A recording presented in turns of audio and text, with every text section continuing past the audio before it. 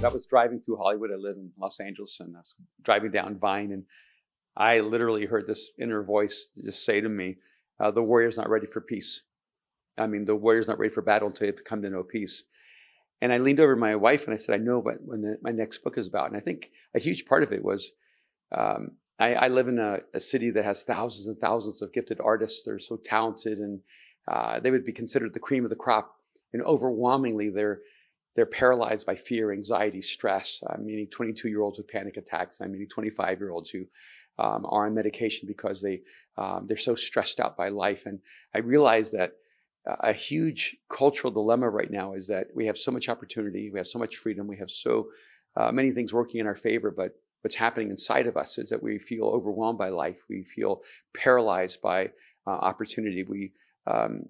We're even at a point where we're almost suffocating internally. And I wanted to deal with the issues of inner peace.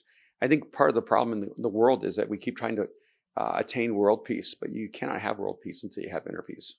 I really don't believe in religious ideas, to be perfectly frank. I believe in truth, and truth resonates with everyone, whether you're a Buddhist or a Hindu or a Muslim or a Christian or an atheist or agnostic.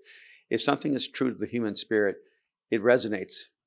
And I think so oftentimes we actually paralyze ourselves from finding the things we need most because we're afraid to violate the beliefs we hold most dear. Well, I always would joke that I was an overachiever in neurosis. I was 12 years old when I visited a psychiatrist for the first time. I was in and out of a hospital, and during that period of my life, and I had all kinds of internal struggles. I had nightmares. I had night terrors. I went years without being able to have a full night's sleep. I began to disappear into an imaginary world.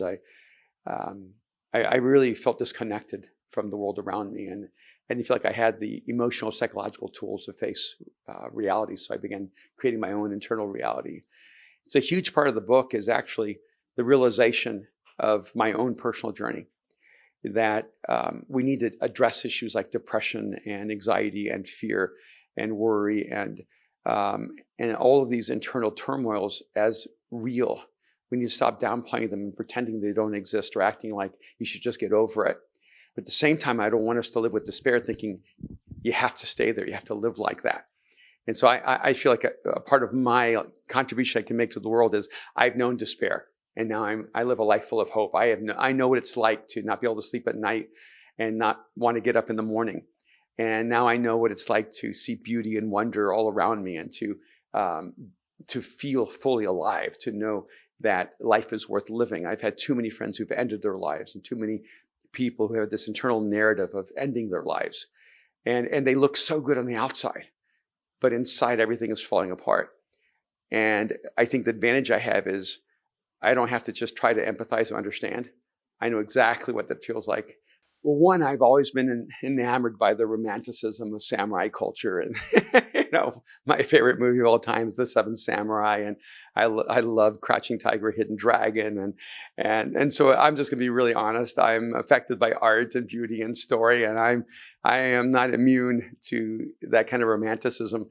But I felt there was a huge difference between the kind of warrior that we write stories about and the violence that we have all around us in the world. So I wanted to reclaim language, because a lot of times a person can look like they're powerful, but actually what's going on is they're powerless.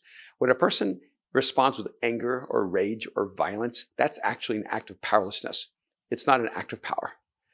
And one of the things my kids have always told me is that when I was young, I had an out of control temper. I was the guy that would punch walls.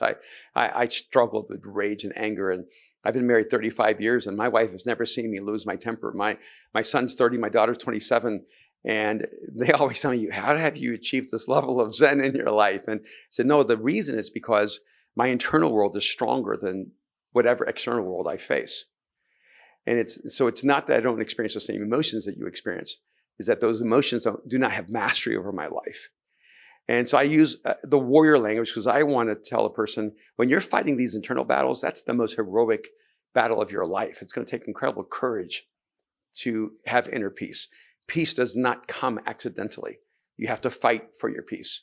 And that's why I used warrior language. Yeah, one of the things that I had to grapple with when I became a person of faith, because I grew up very religious and I'd never seen a Bible and really never knew anything about Jesus or anything like that, was some of the concepts that people assumed were so self-explanatory. So in the Bible, it actually says to take every thought captive. And I'm like, how do you do that? It's impossible. You're not even aware of all the thoughts you're thinking. In fact, you're not even aware of your conscious thoughts, much less your unconscious thoughts. I mean, how many thoughts are you having that you're not even thoughtful of? And then you're supposed to take all these thoughts captives. And I realized that it's not talking about micromanaging your thoughts.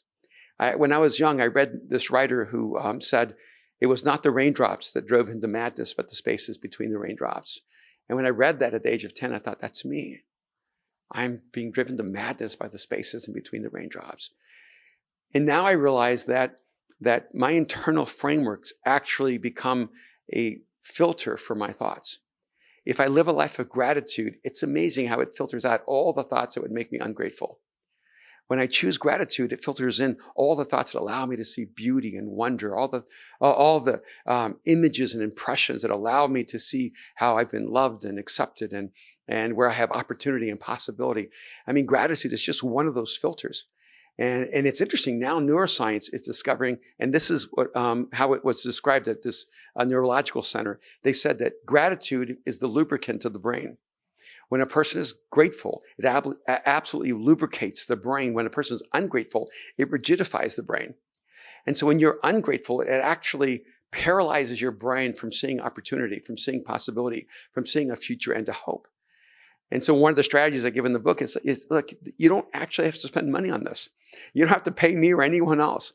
All you have to do is get up in the morning and find something to be grateful for. And you'll begin to lubricate the part of your brain that's creative, imaginative, and will create a better future.